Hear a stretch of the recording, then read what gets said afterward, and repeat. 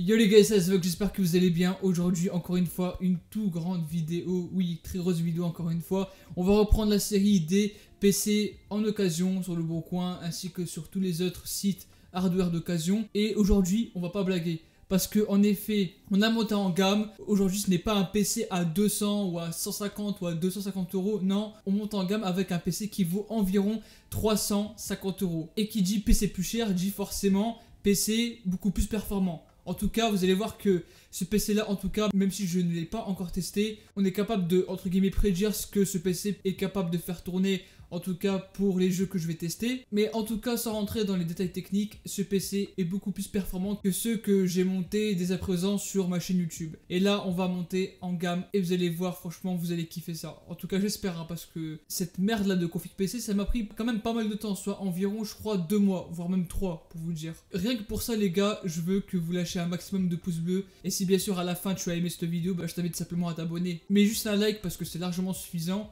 Et puis les gars, je pense que j'ai tout dit. On va directement dans un premier temps commencer par la présentation des composants qu'il y a derrière moi. Puis ensuite vous présenter ce que ça donne en build. Mais ça encore, ce n'est pas si sûr que je tourne cette partie. Il y aura bien évidemment la partie la plus importante, les benchmarks. Et enfin, on va en conclure sur est-ce que ce PC en vaut la peine. Et pourquoi pas vous donner quelques pistes afin de vous reproduire le même PC tout en respectant le budget restreint et choper les composants au meilleur prix. Bon allez, j'arrête de parler, allez, c'est parti. C'est parti comme en 46, mais pur BG, et dans un premier temps, on va présenter, comme je vous l'ai dit à l'instant, les composants PC qu'il y a derrière moi. Vous allez voir que il y a la totalité. Alors juste un truc, il y a un composant que je n'ai pas compté, c'est encore une fois, et cette putain de RAM de merde. Oui, parce que la RAM en ce moment c'est assez galère sur le Boncoin. À l'heure où je vous tourne, j'ai commandé un kit sur le Boncoin, je vais vous mettre un petit screen. Donc j'ai commandé cela et je vais le recevoir dans 2-3 jours. Mais bref, je suis tellement impatient que j'ai envie de tourner cette vidéo maintenant. Et du coup je vais prendre un composant au hasard, ça je crois que c'est le processeur. Allez, VSI-toi.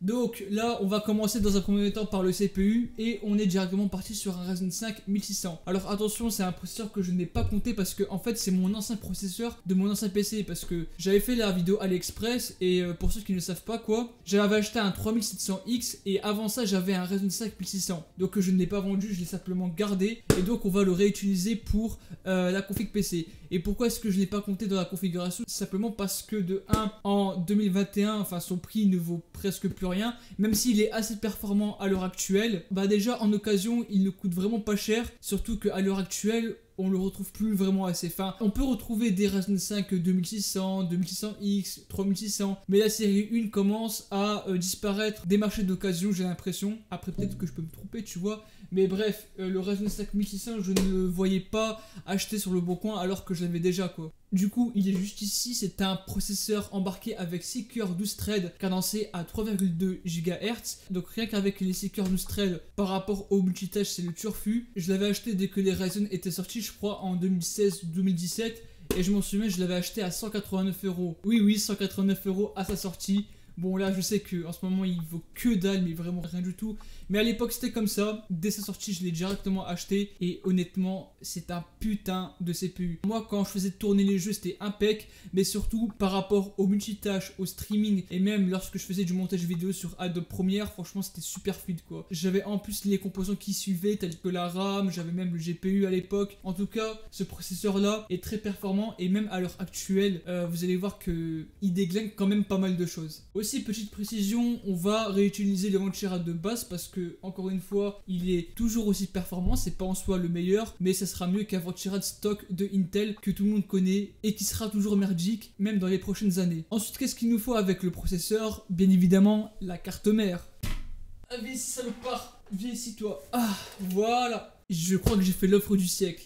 J'ai acheté, bon là comme vous voyez c'est une MSI B450 Tomahawk Max. Mais pourquoi est-ce que je suis si excité que ça? Simplement parce que je l'ai topé à un prix. Mais à un prix même moi je m'y attendais pas. Je l'ai eu pour seulement 50 euros sur le Boncoin. En plus je l'ai acheté il y a pas longtemps, il y a environ une semaine. Et le gars je sais pas pourquoi, genre je traîne sur le Boncoin et je vois une Tomahawk à 50 euros. Tu vois, et je vois qu'on pouvait l'acheter. Parce que pour ceux qui ne savent pas, la Tomahawk c'est l'une des meilleures B450 du marché. Et là je la vois à 50 euros frère. Et le pire c'est qu'elle est en très bon état, c'est-à-dire qu'il n'y a pas un composant qui est grillé ou quoi.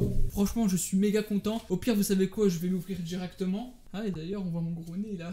Mon petit triangle isocèle. Ceux qui arrivent à faire de la trigonométrie avec mon nez, franchement, je les félicite en commentaire. La carte mère est juste ici. Allez, je vais vous faire plaisir, je vais carrément la déballer. Voilà à quoi ressemble la fameuse carte mère. Donc là, en réalité, on voit que physiquement, elle n'a pas d'impact. Enfin, il n'y a pas de coin où c'est abîmé ou même des coins sales. J'ai même l'impression que le mec l'a dépoussiéré parce que une carte mère, ça ramène pas mal la poussière, enfin notamment au-dessus des ports PCI. Bref, tu m'as compris, on va pas rentrer dans les détails, mais sinon, c'est une très bonne carte mère. Là, on a affaire à des phases de VRM qui sont de très bonne qualité. Je vais pas rentrer dans les détails, mais en quelque sorte, cela nous permettra d'avoir un CPU qui sera hyper stable, même lorsque je vais le pousser en overclocking. Alors certes, ce n'est pas prévu que je l'overclock durant cette vidéo, mais après pourquoi pas. En plus, avec mon ancienne carte mère, j'ai eu du mal, donc on va voir ce que ça donne avec celle-ci, qui en plus, je le rappelle, a des VRM en béton. Oh attends, est-ce que le mec qui m'a passé la plaque... Putain, j'ai eu peur. Ah, j'ai eu peur, la plaque IO Shield. Je pensais qu'il me l'avait oublié. Et il y a même les deux câbles SATA parce que j'en avais acheté en plus. Parce que d'habitude, quand tu achètes une config d'occasion, on te fournit pas tout ce qui est câbles et plaques IO Shield. Bah du coup ça c'est nickel, hein, je vais laisser de côté. La RAM, comme je vous l'ai dit et comme je vous l'avais présenté en screen, je ne l'ai pas encore reçu. Du coup ce que je vais faire durant les benchmarks, je pense, c'est que je vais réutiliser la RAM que j'ai dans mon PC. Donc en gros j'ai un kit de 2 barrettes de 8, donc ce qui me fait 16 Go, et je vais réutiliser une barrette de 8. En plus c'est cadencé à 3200 MHz, donc c'est parfait pour mon Ryzen. Et après avoir présenté la RAM, on va présenter la carte graphique. Et c'est là où tout va se jouer. Parce qu'on n'est pas sur un vieux GPU à 50 €. Non, non, non, non, non. Là... Ouais, je ferme ta gueule. Là, les gars, on est sur du lourd de chez lourd. Il s'agit d'une carte graphique AMD, la Sapphire RX 480 en version 4 Go. Je tiens dans un premier temps à remercier mon pote Enixa, aka Maxime, parce que c'est lui qui me l'a vendu en réalité. Et comme c'est un GPU que j'avais acheté, je crois, il y a 2-3 mois, et c'était aussi la période auquel il n'y avait absolument aucun GPU moyenne voire haut de gamme. Grâce à lui, j'ai pu acheter celle-ci, donc la 480. Donc je l'avais acheté, je crois, pour 140 €. J'en vois venir, hein. Des gens qui vont me dire « Ouais, pour 140 € t'as une 980 ». Eh les gars, fermez-la parce qu'on est en période de crise. Déjà qu'il y a des gens qui se battent pour s'acheter une 970 à 200 €, vous n'allez pas me la faire à l'envers. Ça, pour 140 €, même si c'est une version 4 Go, c'est pour moi correct. Parce qu'il faut pas oublier... La version 4 Go, en tout cas pour cette configuration-là, nous suffira largement. Là où il y aura une grosse différence entre la 4 et la 8 Go, c'est lorsque on monte dans un premier temps en graphisme et surtout en résolution. Et simplement les 8 Go de VRAM, en tout cas en très haute résolution, tiendront beaucoup mieux la route que sur un GPU à 4 Go. Mais là, comme ce PC est juste dédié à de la pure 1080p en haute qualité, en réalité on n'a pas vraiment besoin d'un GPU à 8 Go quoi. Si ce n'est à part pour miner ou quelques bidouilles comme ça. Mais du coup, comme je vous l'ai dit, voilà, ce GPU là vous permettra de faire tourner tous les jeux en 1080p haute qualité, voire même ultra, à plus de 80 voire 90 fps. Donc en tout cas, c'est un très très bon GPU, notamment par rapport aux performances. Il a d'ailleurs un très bon système de refroidissement, c'est celui de Sapphire. En plus de cela, ce n'est pas la version Pulse, c'est la version Nitro Plus. Donc en gros c'est le entre guillemets haut de gamme de Sapphire. Parce que je m'en souviens, il y avait la Nitro Plus et la Pulse. Et je sais que la Nitro Plus est un petit peu mieux par rapport au système de refroidissement. Donc là franchement on a affaire à un GPU en or. Et ça nous sera très utile en tout cas pour faire tourner les jeux. Et d'ailleurs je vais vous le prouver en benchmark juste après. En plus regardez-moi cette backplate de fou. C'est bien dur. Pour ce qui est du stockage des rails, je me suis pas cassé la tête, j'ai pris simplement le même SSD que la dernière fois, donc un PNY 16900 en 120 Go. Je l'ai pris parce que honnêtement c'était vraiment pas cher. Je l'ai eu pour seulement 15 € sur Amazon et en réalité c'est suffisant. Je sais qu'il y a beaucoup mieux en SSD comme le MX500 de chez Crucial, mais honnêtement pour ce genre de configuration on s'en fout du modèle là. Je voulais simplement chercher à gratter quelques euros, donc j'ai pris le moins cher, hein, le CS900. Certes c'est pas le meilleur, il n'aura pas les meilleures performances et en plus c'est la DRAM-less. Mais bon, pour dépanner et pour seulement 15 €, je vais pas pleurnicher, ça nous suffira largement. Par contre, j'ai pas pris de HDD parce que flemme. Et puis dans tous les cas, ce n'est vraiment pas cher sur le bon coin, à seulement 10 € pour des versions 500 voire 1 Tera. Ensuite, pour ce qui est de l'alimentation, je l'ai topé à un prix plutôt intéressant. Donc c'est la Corsair CX 450. Je sais que ce n'est pas la meilleure de chez Corsair, mais je l'ai eu à seulement 20 €. Et c'est ça que j'aime bien avec le bon coin, c'est que lorsque tu peux acheter en liquide, il n'y a pas de frais parce que en fait le problème lorsque vous achetez sur les sites d'occasion tels que Le Bon Coin, bah c'est que tu dois payer le produit plus les frais Le Bon Coin et les frais de livraison. Donc là, si je prends l'exemple de la carte mère, elle était à 50 €, mais si on rajoute les frais de port Le Bon Coin et les frais de livraison, j'en ai eu pour au total 55 voire 56 €. Et c'est ça qui est bien avec le liquide, c'est qu'il n'y a pas de frais. Et les gens qui vont me dire ouais mais tu te déplaces en voiture, tu te déplaces en bus ou je sais pas quoi. On s'en fout, on parle que du composant. Déjà que ma caisse elle consomme que dalle en essence. Honnêtement je vais pas me plaindre. En plus pour 20 €, c'est une alim qui fait largement le taf quoi. C'est-à-dire que les 450 watts seront largement exploitables. Même pour la RX 480 qui est de base un GPU qui consomme pas mal. Et même pour plus tard si je veux upgrade, bah ça me sera largement suffisant. Putain... Ça me fume parce qu'on dirait je le tiens comme un nounours, mais en réalité je m'en bats les couilles, tu vois. Mais après j'avais fait une vidéo sur les alimentations, comme quoi on n'avait pas forcément besoin d'une alimentation avec une grosse puissance, parce que là les 450 watts, comme je vous l'ai dit, seront largement suffisants, même pour le futur. Malheureusement, elle n'est pas modulaire, elle est certifiée 80 plus bronze, et les sécurités à l'intérieur sont plus ou moins correctes. Mais après, honnêtement, pour 20 € je vais pas me plaindre, d'accord ? Mais juste, si je peux vous donner un conseil, si vous pouvez acheter en liquide, achetez en liquide, comme ça vous aurez pas de frais et ça sera nickel quoi. En plus... Ah ouais, j'ai fait tomber ma ring line. Tombe pas. Voilà. Non mais du coup ce que je disais c'est que si vous avez la possibilité d'acheter sur place et donc en liquide, faites-le comme ça vous évitera de payer les frais Le Bon Coin, de manger le relais, bref c'est des économies en plus. Et enfin on va terminer cette présentation par le boîtier qui encore une fois est un composant neuf, tout comme le SSD d'ailleurs. Mais là les gars, on n'est pas sur n'importe quel boîtier. On n'est pas sur un vieux boîtier à 30 € ou 35-40, non. On est sur du haut de gamme. Sauf que en fait là j'ai la flemme de le prendre. Donc est-ce que je le déballe ou est-ce que je prends? Ah je rigole, je vais le déballer, j'arrive les gars. Regarde-moi ça, le Eclipse P360A mon ref. Mesdames et messieurs, voici un boîtier haut de gamme que j'ai eu pour un prix vraiment très correct. Le Phontex Eclipse P360A RGB. C'est un boîtier qui, honnêtement, je l'ai eu à un très bon prix parce que c'est un boîtier qui de base coûte vers les 80 voire 100 €. Et il n'y a pas longtemps, sur du commerce, elle était à seulement 60 €. Et j'ai direct foncé en fait parce que pour ceux qui connaissent pas Phontex en boîtier, c'est les meilleurs. Mais vraiment, c'est les meilleurs en tout et n'importe quoi. Pourquoi je dis n'importe quoi? Je suis bête moi, non mais honnêtement, franchement, pour moi, Phontex c'est les meilleurs dans le domaine des boîtiers. Et je dis ça parce que de 1, ils font des boîtiers de très très bonne qualité, avec en plus du mesh à l'avant, ce qui fait qu'on aura de l'air qui passera facilement, des ventilateurs RGB, un montage qui est vraiment simple. Bref, on a tout quoi. Mais surtout le fait qu'on ait le combo performance et beauté avec le Aziz Bogota RGB, franchement, ça nique tout quoi pour 60 €. Et le truc qui me choque, ouais, c'est que c'est pas un boîtier qui est embarqué avec beaucoup de plastique. Genre là par exemple, c'est pas du plastique. Même... Putain. Enfin bref, je vais pas rentrer dans les détails, mais en tout cas... C'est un boîtier qui aura de très bonnes performances, même avec les deux ventilateurs de base. Le seul point négatif, c'est qu'il n'y a pas de ventilateur à l'arrière, donc je vais essayer d'en rajouter un, mais je ne pense pas que j'ai un ventilateur en plus. Et puis d'ailleurs, ah oui, je n'ai surtout pas fait la faute avec la carte mère, je m'explique. Dans la dernière vidéo, j'avais pris un boîtier ATX avec une carte mère micro ATX. Certes, c'est compatible, mais physiquement, c'est très moche. Et là, les gars, j'ai fait attention à ce point-là. Boîtier ATX, carte mère ATX. Vous saurez que le rendu final sera plus que excellent, quoi. Non, honnêtement, je suis super satisfait d'avoir chopé ce boîtier pour vraiment pas cher. Et encore une fois, merci à Rue du Commerce. Hein, parce que sans vous les promotions, je ne sais pas où aller. Bref, mis à part le boîtier, tu as vu qu'il n'y a plus de composants à présenter. Donc, tu sais très bien ce que ça veut dire. On va monter le PC. Et enfin, on va passer au benchmark. Du coup... Je vous dis à tout de suite et je vais monter cette petite bébête. Allez. Hey mon joli Aziz, qu'est-ce que tu me fais là, hein? Bon, honnêtement, si tu commences à kiffer la vidéo, lâche directement ton meilleur like. Et si tu veux me soutenir, tu sais quoi faire, abonne-toi, ça me ferait super plaisir. Juste si tu veux plus de vidéos comme ça, bah il faut s'abonner, il n'y a pas de meilleur choix. Bon allez, sinon j'arrête, vas-y, regarde la vidéo et abonne-toi s'il te plaît.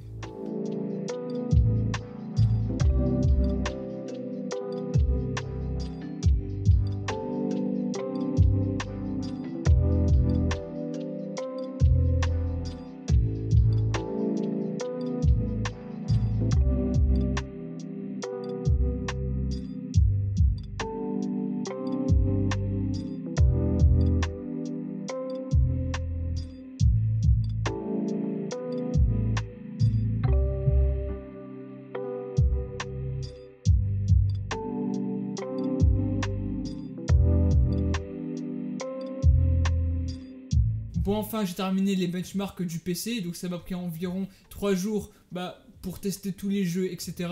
Alors juste petit disclaimer, je l'ai fait que sur des jeux, je n'ai pas pris la température ambiante du boîtier et même des benchmarks du CPU parce que, étant donné que je l'avais déjà fait sur une autre config PC et qu'en réalité c'est quasiment pareil, du coup pour remplacer ça, au lieu que je fasse 3-4 benchmarks sur un jeu, je vais en faire 7, on va essayer de pousser le délire au max, et le pire c'est qu'il y aura tout type de jeu, du moins gourmand au plus gourmand. Enfin, c'est pas classé par le plus gourmand au moins gourmand, mais en tout cas, vous allez voir que les FPS sont présents. Et aussi, les gars, quand j'ai monté le PC, c'était un pur kiff. Je pense que, honnêtement, parmi tous les PC que j'ai montés dans ma vie, ce boîtier-là, franchement, c'est le meilleur parce que déjà, dans un premier temps, tout était de qualité. Les autres toises auxquelles on fixe la carte mère étaient eux aussi de qualité et surtout étaient déjà mises en place. Parce que moi, d'habitude, j'ai vraiment du mal à mettre une carte mère dans un boîtier, simplement parce que les autres toises sont de très mauvaise qualité. Mais là, pour le coup, franchement, c'était de bonne qualité. Même par rapport au cable management, c'est du jamais vu. Limite, moi, comme Ahmar, je pouvais prendre ce boîtier-là pour mon PC, parce que déjà, mon boîtier de base, il pue la merde. Mais vraiment, sans faire le suceur, ce boîtier-là, par rapport au montage,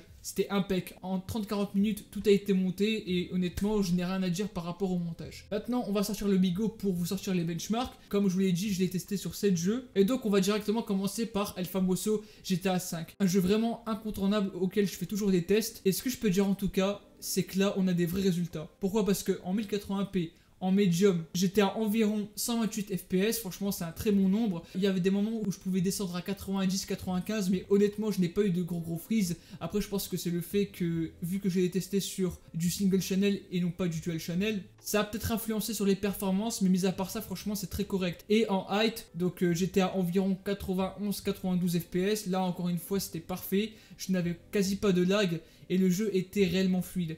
Et c'est ça qui m'a impressionné, c'est que même si j'étais sur du single channel, c'était vraiment très fluide. Donc GTA 5, les performances sont en rendez-vous. Ensuite, j'ai testé l'incontournable Fortnite Battle Royale, donc de la nouvelle saison. Et là, on est encore une fois sur des résultats qui sont, ma foi, hargneuses si je puis dire. Parce que en low, enfin en tout cas en mode compétitif, j'étais à environ 186 FPS. Franchement c'est insane parce que lors des derniers tests, j'étais plus vers les 110, 120 et là à 186, franchement ça fait toute la différence. En fait, le fait que j'ai mis la RX 480, ça a tout niqué. Même en version 4 Go. Là, encore une fois, c'était une question de qualité de preset et surtout de résolution. Donc là, en 1080p low, 186, il n'y a rien à dire, hein, c'est plus que correct. Et en height, j'étais à 99 FPS. Un peu comme GTA 5, sauf qu'il y avait un petit peu plus de FPS. Et même lorsque j'étais dans des zones un peu chargées, encore une fois, en low, j'étais à minimum 140-130. Mais après, je l'ai testé avec mon nouvel écran 144 Hz et honnêtement, c'était très très fluide. Donc pour ceux qui veulent s'acheter un écran 144 Hz avec un PC d'occasion embarqué avec une RX 480, c'est possible. Et encore une fois, l'incontournable, le jeu le moins gourmand de cette liste, CSGO. Donc là, il n'y a rien à dire, hein. En medium, j'étais à 263 FPS. Alors, je ne l'ai pas testé sur la map benchmark, j'étais carrément in-game. Et là, encore une fois, les FPS sont plus que corrects, hein. 263 FPS. Qu'est-ce que vous voulez que je vous dise, honnêtement? Et en height, c'était pareil, hein, 248 FPS. Là, c'est un très très bon chiffre. Et donc, encore une fois, je n'ai pas eu de lag. Le jeu était très fluide, même avec mon écran 144 Hz. Et le minimum que je pouvais avoir, c'était vers les 200-210. Enfin, il n'y avait pas de moment auquel je tombais à 180 ou 190. Non, non, je n'ai pas descendu la barre des 200. Et ça, c'est correct. Battlefield 5, là, on rentre un peu plus dans le concret des jeux assez gourmands. Donc pour BF5, les résultats sont plutôt corrects avec, dans un premier temps, 96 FPS en qualité medium. Encore une fois, c'est correct. Après, attention, BF5, ça dépend des maps. Il y a des moments où vous pouvez monter quasiment à 100 et des fois, chuter à 80, voire même 75. Mais bon, avec les maps auxquelles j'ai testé, j'étais à 96 FPS en globalité et ça, c'est plutôt pas mal. Et en height, j'étais à 71 FPS. Donc bon, pour la height, je trouve ça logique en fait avec la carte graphique et c'était tout de même jouable. Après, dans des maps ou dans des endroits un peu plus gourmands, je commençais à sentir le freeze, hein. Pour là, les 144 Hz, tu laisses tomber. Mais encore une fois, le jeu était plutôt jouable. C'est pourquoi les résultats sont plutôt convenables. Ensuite, je me suis concentré sur un jeu assez gourmand, Warzone, qui au passage est un peu plus gourmand que Battlefield 5. Au lieu que je fasse des tests en medium height, j'ai directement fait des tests en low et en medium. Parce que comme je sais qu'en height, je ne dépassais pas les 50 FPS, je me suis dit que ça ne sert à rien. Mais sinon, en low sur Warzone, j'étais à environ 87 FPS. C'est correct, encore une fois, même si je n'ai pas l'écran qu'il faut. Moi, je trouve que pour un jeu qui est assez gourmand, 87 FPS en low, c'est plutôt pas mal. Et idem en medium, j'étais à environ 73 FPS, tout comme BF5. Là, encore une fois, je n'ai pas d'autres remarques à faire, et ça, c'est plutôt ma balle. Assassin's Creed Valhalla, on baisse encore une fois en FPS, parce que, encore une fois, ça chute de fou. Mais bon, le but ce n'est pas de dénigrer le PC, encore une fois, c'est de le tester. Et donc là, sur Valhalla, en low, j'étais à 63 FPS, donc là, ça commence à devenir short. Là, on les sortait bien les lags, hein. Vraiment, on les sortait bien, je pouvais même chuter à 43, 45, même 50 FPS. Après, le max que je pouvais avoir, c'était 73 ou 74, il me semble. Mais sinon, bon, en globalité, 63 FPS pour un jeu assez gourmand, bon, c'est plutôt acceptable. Même si, encore une fois, on a eu de meilleurs tests. Et en medium, j'étais à environ 46 FPS. Donc là, il n'y a pas de surprise, hein. Si en low, j'étais à 63, bah forcément en medium, ça consommera un petit peu plus. Et là, tu les sens bien, les chutes de FPS, les frises, etc.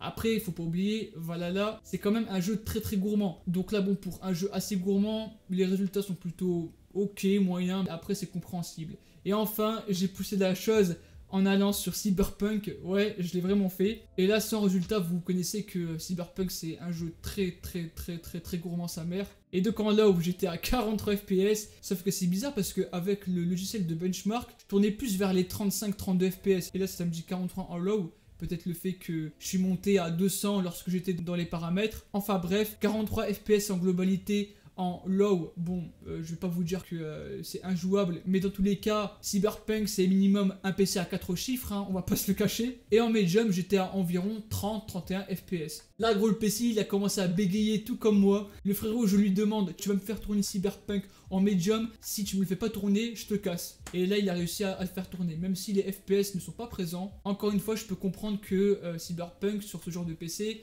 c'est pas fait pour. Vraiment, ce n'est pas fait pour. Donc c'est tout pour les benchmarks. Ce que je peux dire au final, c'est que pour les jeux qui sont pas vraiment gourmands, comme GTA 5, Fortnite, même CSGO, franchement, ce PC-là tient très bien la route. Mais par contre, si on commence à monter en gamme sur des jeux un peu plus récents, c'est sûr que le PC, si contre, n'est pas fait pour. Cependant, si vous êtes assez malin et que vous faites de l'optimisation Windows, que vous essayez de jouer en low, il y a de fortes chances que vous grattez un maximum de FPS. Et moi, c'est ce que je vous encourage. Parce que en plus Windows, j'ai même pas eu le temps de l'optimiser. Je l'ai fait au minimum, mais je pouvais clairement gratter quelques FPS en plus. Mais déjà, les résultats sont déjà corrects, donc je vois pas pourquoi je vais aller encore plus loin. Mais du coup, voilà, en tout cas, ce petit PC à 300 € que vous voyez, franchement, il fait très mal à faire. Et donc, pour du gaming, c'est plus que correct. Je l'ai pas testé sur OBS, mais ce que je peux dire en tout cas, c'est que quand j'avais mon 1600 sur mon PC, honnêtement, OBS, ça tournait très bien. Donc je vais supposer que sur ce PC, OBS, il n'y a pas de problème, que ce soit en streaming ou même en record. Après, sinon, les pistes que je peux vous donner par rapport à l'achat de ce PC, oui, déjà dans un premier temps, si vous voulez absolument du Ryzen, déjà pour une config entre 300 et 350 €, c'est tout à fait possible. Visez vraiment au minimum de chez minimum la première gêne de Ryzen. Après, si vous pouvez partir sur des Ryzen 5 de seconde, voire de troisième génération, c'est tout à fait possible. Encore à la limite des Ryzen 3 de troisième génération, je pense notamment au 3100 ou encore au 3300X. Et surtout, essayez de les prendre en kit, comme ça vous coûtera beaucoup moins cher. Et comme c'est assez rare sur le bon coin de voir des kits, bah du coup c'est plus rentable d'acheter un kit CPU, carte mère, RAM pour je sais pas moi 120, 130 € que d'acheter séparément le processeur, la carte mère, la RAM, parce que là vous allez vous faire niquer avec les frais de port. Cependant pour la carte graphique, je sais que ce n'est pas l'idéal, enfin ce n'est pas la période pour acheter un bon GPU. Néanmoins, si vous trouvez une RX 480, même 580 à moins de 150 €, ce qui d'ailleurs est très rare. Mais si jamais il y a un pote qui vous la vend, bah pourquoi pas, vous pouvez la prendre. Je sais qu'elle vaut beaucoup moins que ça, mais on n'a pas le choix, c'est la pénurie, c'est comme ça, il faut l'accepter. Faites en sorte de gratter un maximum d'argent avec le GPU. N'en abusez pas, mais une négociation de 10-20 € peut tout changer. Et enfin, dans des configurations comme ça ne sert à rien de prendre le boîtier en occasion. Prenez-le simplement en neuf parce qu'en réalité, des boîtiers sur le bon coin, il n'y en a pas assez. Et surtout que les frais de port sur un boîtier qui pèse plusieurs kilos avec mon jet de relais, c'est environ 15 €. Donc honnêtement, ça ne vaut pas le coup d'acheter un boîtier sur le bon coin. C'est pourquoi il vaut mieux aller sur du neuf et prendre par exemple ce boîtier là que j'ai eu en promotion. Ça, encore une fois, c'est sur des sites tels que G-Labs. Encore une fois, merci à eux. Et heureusement que putain ce service existe parce que il te sort des promos, même toi tu comprends pas, frère. Mais bon, si vous pouvez mettre un boîtier entre 40 et 60 €, franchement, c'est plutôt pas mal. Et enfin, pour ce qui est de l'alimentation, je n'ai rien à dire. Cependant, prenez des modèles qui sont plutôt fiables avec une bonne sécurité et surtout des alim qui sont plutôt durables, qui n'ont pas été utilisés de plus d'un an et demi. Si jamais vous êtes perdu, j'en ai fait une vidéo sur les meilleures alimentations, je vais essayer de vous mettre un petit i. Mais sinon, si vous voulez viser la gamme CX de chez Corsair, donc minimum prenez du 450 watts ou même du 430 pour la première version, puisque dans tous les cas, la config ne consomme pas si tant que ça, elle consomme environ 300-320 watts, et encore là j'exagère de fou. Mais honnêtement, la config ne consomme que dalle, donc c'est pas la peine de partir sur des gros modèles à 600 watts parce que vous allez claquer de l'argent pour rien. Et si en plus ce sont des alimentations pas fiables, ah bah là les refs, je peux rien faire pour vous. Après, pour ce qui est du stockage, ne vous cassez pas la tête, prenez simplement un SSD classique, minimum 250 Go. Et par exemple, vous pouvez prendre le Crucial MX500. Souvent, il est en promotion. C'est un très bon SSD. Et même si, encore une fois, au final, le PC vous reviendra un petit peu plus cher, en tout cas, vous miserez sur la qualité du SSD. Et moi, c'est ce que j'ai envie de faire. Ne faites pas comme moi. Ne prenez pas de CS900. Prenez un SSD qui va vraiment durer dans le temps. Donc voilà, les gars, c'est la fin de cette vidéo. J'espère que, en tout cas, cette vidéo occasion vous a plu. Pourquoi pas la prochaine fois partir sur une config à 400 €. Si vous êtes chaud, n'hésitez pas à me le dire en espace commentaire, ça me ferait super plaisir. Et puis sur ce les gars, je vous dis à la prochaine et ciao tout le monde, c'était votre gars Asvox.